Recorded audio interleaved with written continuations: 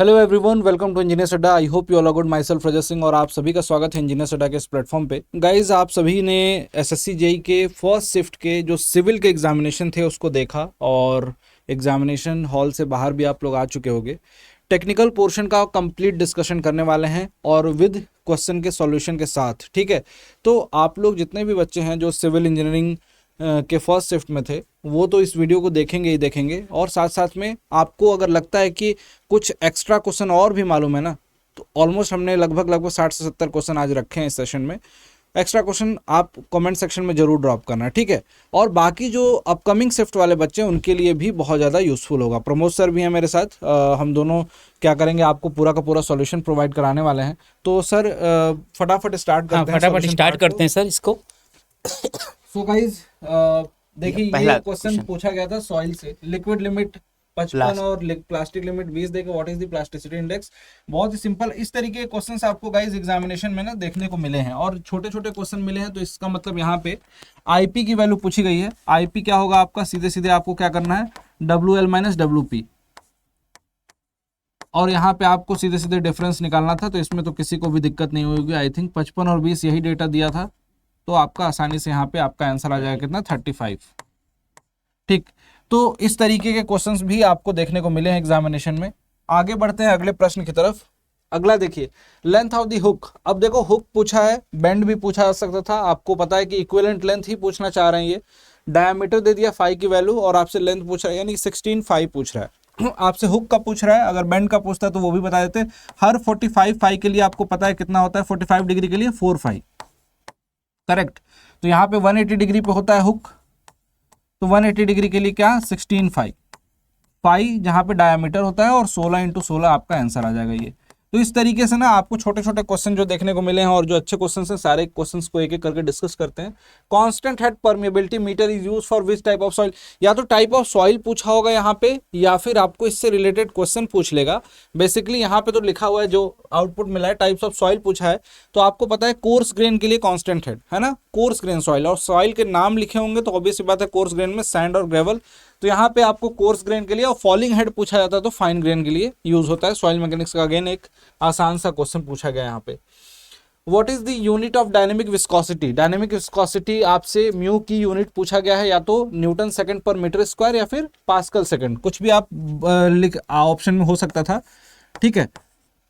या तो ये होगा या फिर ये होगा, या फिर अगर सीजीएस सिस्टम में पॉइज भी लिखा हुआ आपको आ सकता है, पॉइज भी होगा अगर सीजीएस सिस्टम में होगा तो, ठीक है। आगे बढ़ते हैं गाइस। देखो ये अब हाइजन पॉइजली इक्वेशन पूछा गया है। अब ये इक्वेशन बहुत सारे बच्चों को याद होगी, काफी बच्चों को याद नहीं होगी। क्या कहेंगे प्रमोद सर, यहाँ पे इक्वेशन फॉर्मूला जनरली यूज नहीं होता है, जनरली यूज नहीं होता, लेकिन सर अगर एक बार दो बार स्टूडेंट देखे रहते हैं ना कहीं तो ये ऑटोमेटिक आ ही जाता है। जैसे आरके सर करवाए थे तो उसमें बोले थे बस इसको देख लीजिए, आप याद नहीं करना। जैसे ये पता था गामा डी स्क्वायर था, हो सकता है अगले एग्जाम में HL किसके प्रोपोर्शनल कर दे, डाया के प्रोपोर्शनल कर दे। इसके बाद अगर नेक्स्ट क्वेश्चन में चलते हैं, shape of cautionary road sign किस तरह का होता है, आप ये वाला ट्रायंगल शेप का होता है, ये पता था। रेड बॉर्डर, हाँ रेड बॉर्डर होता है। इसमें यही पूछा गया होगा मुझे लगता है कि आपका शेप किस तरीके का होता है, या फिर बॉर्डर और बैकग्राउंड, तो व्हाइट बैकग्राउंड रेड बॉर्डर, ये इस तरीके से पूछा जाता है। बस और इससे रिलेटेड आप लोग अपने से पढ़ लीजिएगा। Duty of canal is maximum at, more या मैक्सिमम फील्ड, हाँ कहाँ पर, एट फील्ड पे। हाँ फील्ड पे आपका ड्यूटी मैक्सिमम होता है। जैसे जैसे हम लोग फील्ड की तरफ बढ़ते हैं कैनल में, जैसे जैसे फील्ड की तरफ आप बढ़ते जाएंगे वैसे वैसे क्या होगा, ड्यूटी इंक्रीज होती जाएगी। ये फील्ड के पास में आप देखोगे लॉसेज मिनिमम, ड्यूटी क्या है, कितना एरिया इरिगेट कर सकते हो for with a given discharge. तो एक डिस्चार्ज से कितना एरिया इरिगेट कर सकते हैं। अब यहाँ से पानी छोड़ोगे तो लॉसेज ज्यादा हो जाएंगे, तो इसलिए एरिया कम इरिगेट होगा। एकदम सही, ठीक। अगले क्वेश्चन में चलते हैं सर। ये If the efflorescence है, ये स्पेलिंग थोड़ा सा मिस्टेक है, fluorescence is less than 10%, then what was the condition. अब 10% से कम के लिए देखो पूरी की पूरी यहाँ पे ब्रिक से क्वेश्चंस अच्छे खासे देखने को मिले हैं। यहाँ पे आपको फ्लोरेसेंस डिफेक्ट से आया है कि नील है कि स्लाइट है कि मॉडरेट है ना। इस तरीके से आपने पूरा का पूरा याद रखा होगा, 0 0 से 10, 10 से 50, इस तरीके से पूरा का पूरा 50 से ज्यादा, ठीक। बस यही आया था। तो आगे बढ़ते हैं sir. Maximum compressive strain rectangular में। अब देखो यार, रेक्टेंगुलर में ना जो भी प्रश्न पूछा गया है यहाँ पे, ये प्रश्न तो बहुत इजी था। हालांकि अगर कुछ और भी पूछा जाए तो आप लोग तो धुरंधर हो, आप लोग बता सकते हो आराम से। स्ट्रेन डायग्राम आपको पता है गाइज, स्ट्रेन डायग्राम इस तरीके से कुछ बनता है। ठीक है, 0.0035 यहाँ पे मैक्सिमम कंप्रेशन, ये कंप्रेशन में है।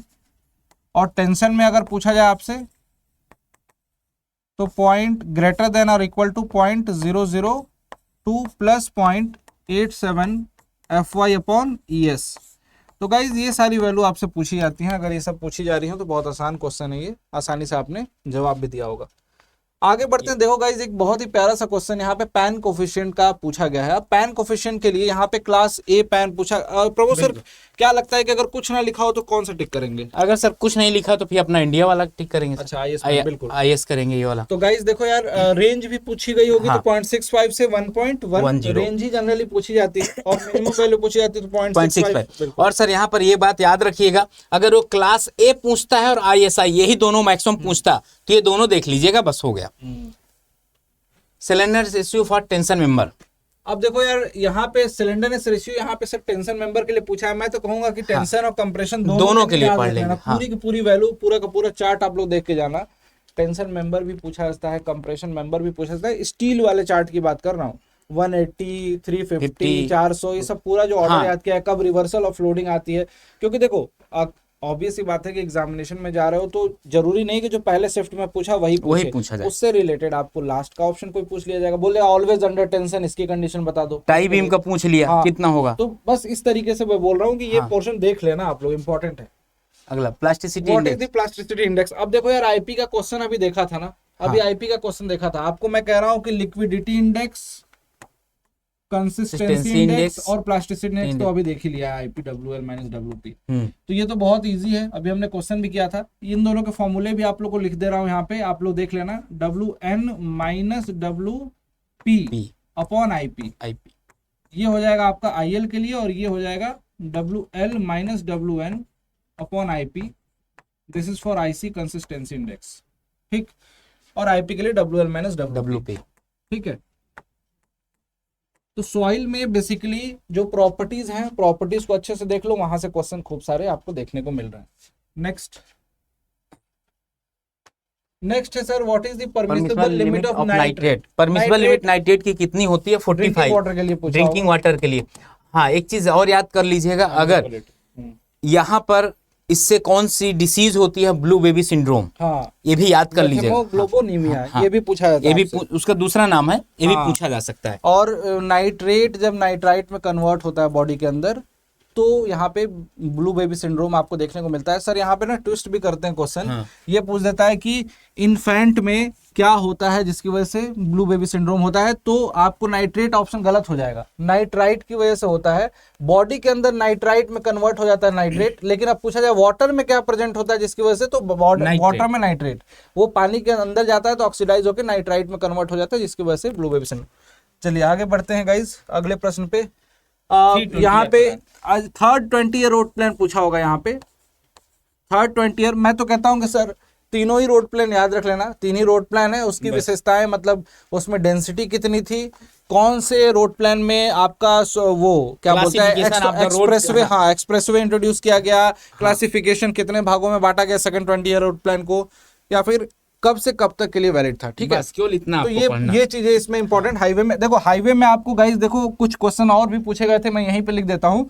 ज्योमेट्रिक डिजाइनिंग से बेसिकली आपसे पूछा गया है कुछ क्वेश्चन, जैसे एक में पूछा गया एक्स्ट्रा वाइडनिंग से। तो एक्स्ट्रा वाइडनिंग का फॉर्मूला आपको याद करना है, वही NL स्क्वायर अपॉन 2R और V अपन, बिल्कुल, मैकेनिकल वाइडनिंग और plus V upon 9.5 under root R 2R, हाँ 2R 9.5 रूट ऑफ R। यहाँ पे V kmph में होता है। बस ये बात ध्यान दे लीजिएगा, शायद हो सकता है कि आपसे पूछ ले एक्स्ट्रा वाइडनिंग कहाँ प्रोवाइड नहीं किया जा सकता, जहां पर रेडियस ग्रेटर देन 300 मीटर, ठीक ना। IS code of concrete design. यहाँ पे गाइस देखो, यहाँ पे क्वेश्चन पूछा गया है IS code of concrete design. अब IS code of concrete design मतलब RCC के लिए कोड कौन सा यूज करते हैं? आई थिंक मुझे लगता है ना कोडल प्रोविजन पूछा गया हो इस तरीके से सिंपल सा चीज नहीं कि IS 456 पूछ रहा है या कुछ और, या तो स्पेसिफिक लिखा होगा रेनफोर्स कंक्रीट डिजाइनिंग इस तरीके से लिखा होगा, या फिर आपको कोडल प्रोविजन। तो कोडल प्रोविजन से बच्चों ने मुझे जो आउटपुट दिया कि RCC का जो क्वेश्चन आया था वो RCC में 5 क्वेश्चन लगभग IS कोड से डायरेक्ट क्वेश्चन थे। 5 क्वेश्चन में भी हो सकता है 4 हो या 6 हो, लेकिन 5 क्वेश्चन, और कोडल प्रोविजन ऐसे नहीं थे कि जो आपको नहीं आए, जैसे कि आपसे पूछ रहा है कि कवर कितना देंगे हम, आगे अभी क्वेश्चन दिखाऊंगा मैं। बिल्कुल स्लैब और बीम में। इसके बाद ये है what is fatigue. What is fatigue, आपको पता है ना कि रिवर्सल ऑफ स्ट्रेसेस बार बार आती हैं किसी मेंबर पे, तो उससे क्या होता है, मटेरियल जो होता है एक फेलियर के कगार पे पहुंच जाता है, उसकी वजह से लॉसेज होते हैं मटेरियल की स्ट्रेंथ में, फटीग लॉसेज बोले जाते हैं, तो रिवर्सल ऑफ स्ट्रेस की वजह से। बिल्कुल। आगे देखिए, permissible limit of free ammonia. Sir free ammonia की परमिसिबल लिमिट पूछी गई है, एकदम फ्री अमोनिया की परमिसिबल लिमिट जो होती है सर वो 0.15 होती है। और गाइस देखो इससे मुझे ये लग रहा है ना सर कि परमिसिबल लिमिट से क्वेश्चन देखो एक पीछे भी था, पीछे भी था, ये भी आ गया, ये भी है। परमिसिबल लिमिट आप लोग देख लेना, सब क्लोराइड ओराइड सबकी देख लेना, सबका। मतलब सारी वैल्यूज देख लेना, परमिसिबल लिमिट इंपॉर्टेंट है। ठीक, आर्सेनिक कितना होगा ये भी देख के जाइएगा, ये सारा कुछ। वीबी का सिस्टम बहुत सिंपल, वर्केबिलिटी के लिए। और यहाँ पे 2 टेस्ट और भी हैं गाइज, आपको पता है, कॉम्पैक्टिंग फैक्टर टेस्ट जिसको आप बहुत ज्यादा यूज करते हो, और स्लम टेस्ट ये भी पढ़ लेना कि लो वर्केबल के लिए कौन सा है, वेरी लो के लिए कौन सा है, ठीक है, मॉडरेट वर्केबिलिटी रहे तो उसके लिए कौन सा सुटेबल है। इसके बाद ये यहाँ पे देखिए ये बड़ा हार्डनेस एकदम, मतलब यहाँ पर देख लीजिएगा, यहाँ पर अगर ये टोपाज का पूछा गया है तो पहले तो आपसे ये पूछा जा सकता है कि हार्डनेस किससे मेजर करते हैं, कौन से स्केल से, मो स्केल से।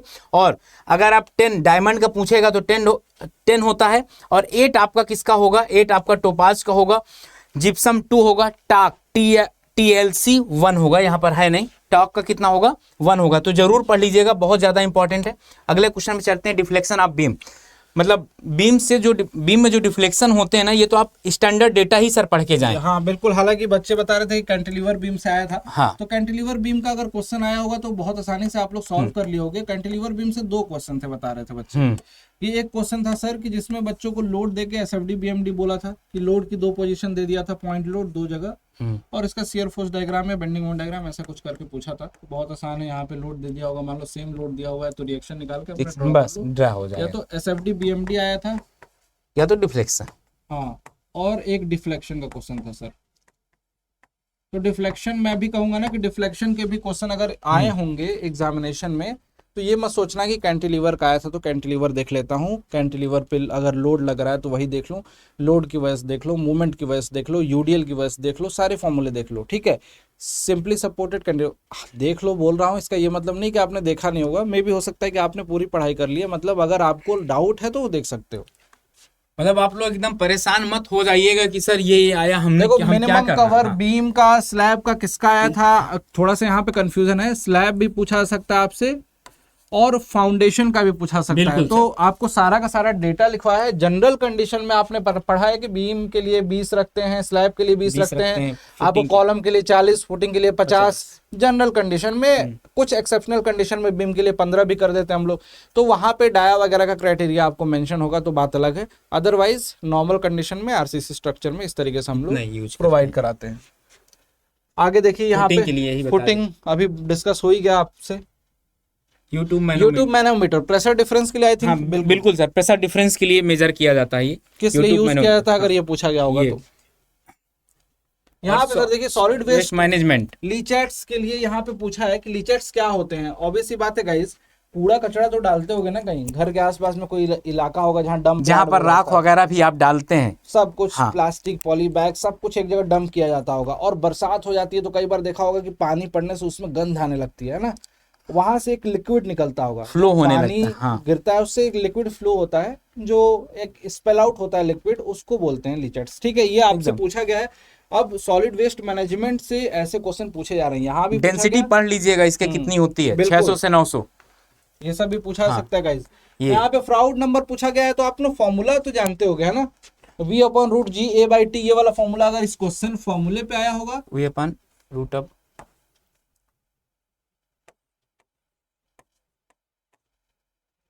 A/T। अब चाहे देखो A/T आपको लिखा हुआ है या फिर आपको Y लिखा है, Y लिखा हुआ है, हाँ। आपको उस तरीके से दोनों तरीके से पूछ सकता है।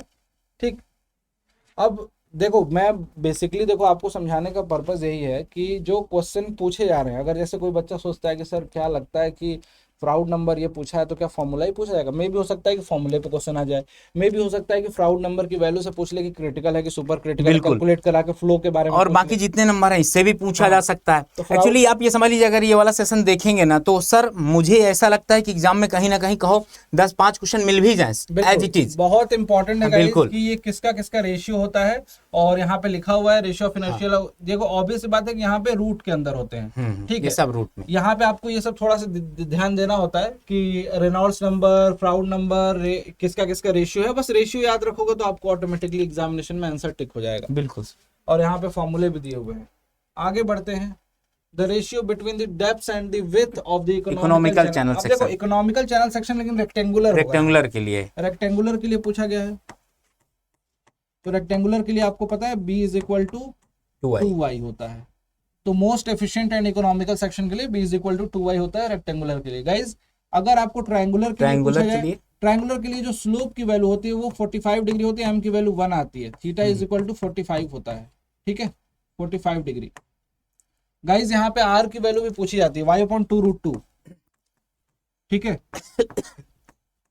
तो ट्रेपेजोइडल भी बता दीजिए। ट्रेपेजोइडल बचा वो भी बता देते वो हैं। भी बता देते हैं। ट्रेपेजोइडल में ये 60 डिग्री का एंगल होता है, ये सारी साइड्स इक्वल होती हैं x और साइड स्लोप का सम 2x के बराबर टॉप विड्थ हो जाती है।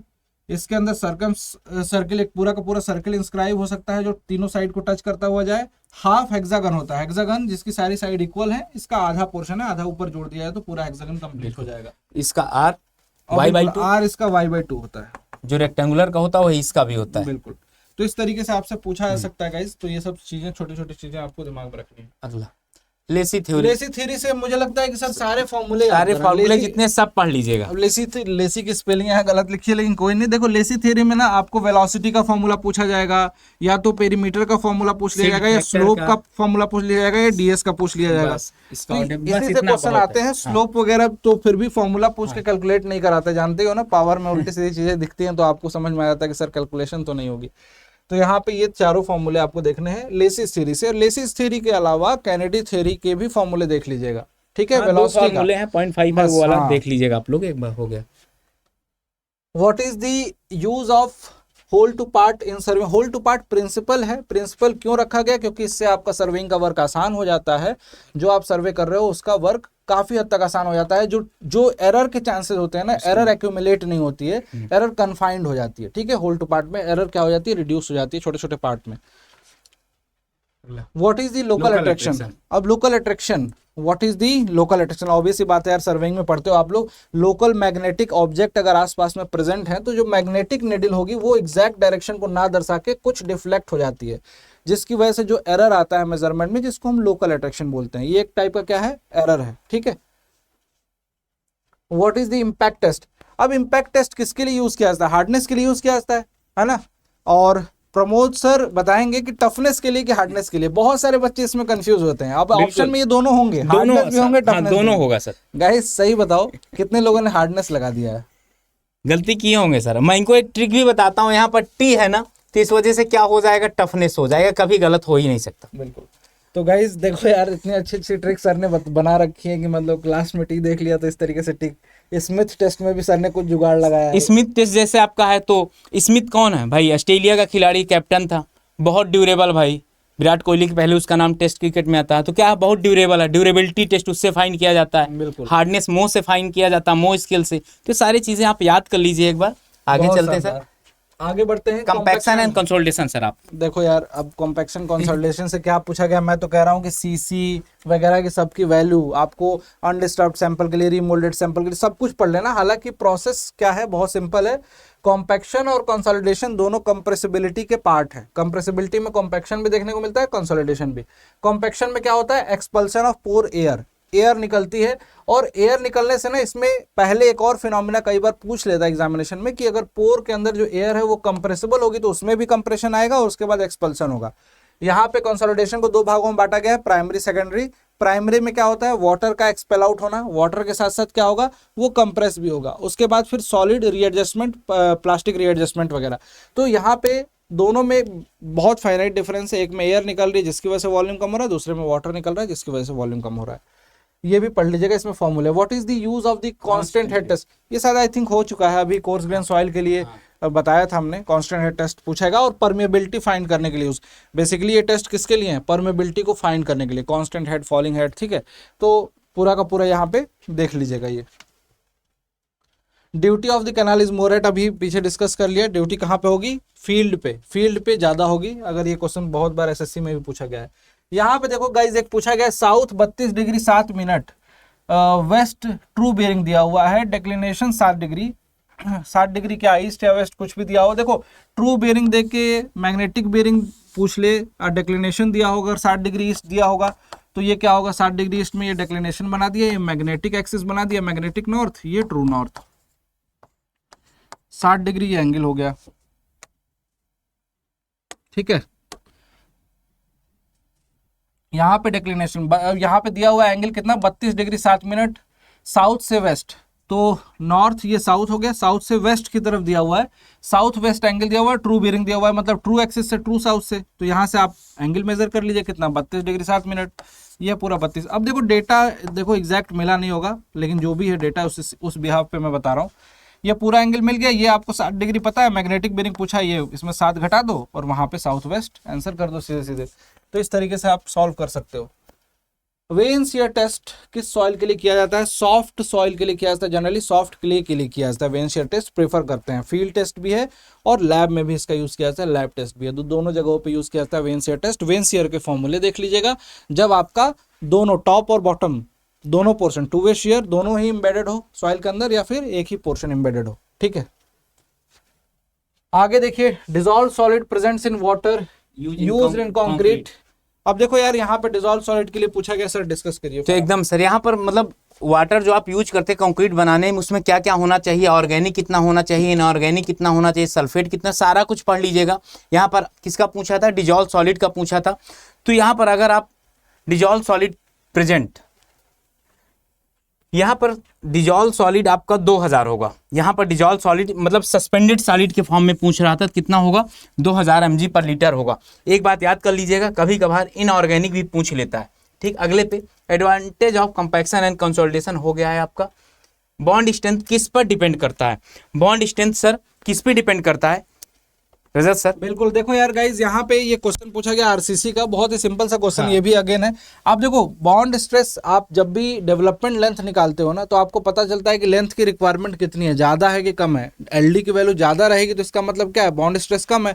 टाउ बीडी की वैल्यू बेसिकली आपसे पूछ रहा है कि अब ऑब्वियस सी बात है, कंक्रीट और स्टील के ही बीच के बॉन्ड की बात की जा रही है ना, कंक्रीट और स्टील के बीच के।